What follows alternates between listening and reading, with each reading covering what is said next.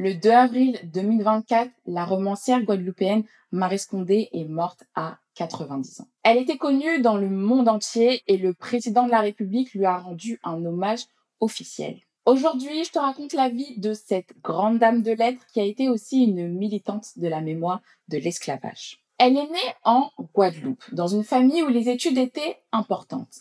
À 10 ans, son institutrice lui donne le roman Les Hauts de Hurlevent d'Émilie Brontë. Après l'avoir lu, la petite Maryse lui dit que, plus tard, elle veut écrire des livres comme celui-là.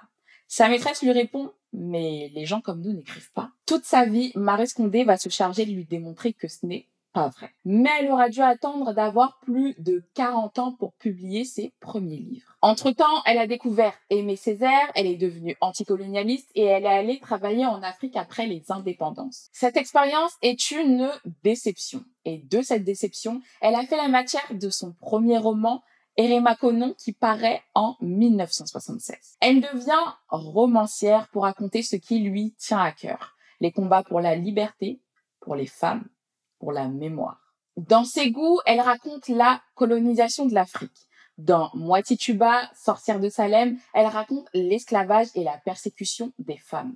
Dans La migration des cœurs, elle transpose dans les Caraïbes Les Hauts de Hurlevent, le roman qui a décidé de sa vocation. Elle se bat aussi pour que l'esclavage soit reconnu comme une page de l'histoire de France. En 2004, elle est nommée présidente du premier comité pour la mémoire de l'esclavage créé par la loi Taubira. C'est ce comité que la FME a remplacé. En 2018, alors que l'Académie Nobel ne peut pas remettre ses prix à cause d'un scandale, un jury d'écrivains appuyé par 30 000 internautes lui remet le prix Nobel alternatif de littérature. Maryse Condé a prouvé que non seulement les gens comme elle pouvaient écrire, mais qu'en plus ils pouvaient être lus dans le monde entier. Je pense que vous pouvez vous joindre à moi pour lui dire merci Maryse Condé.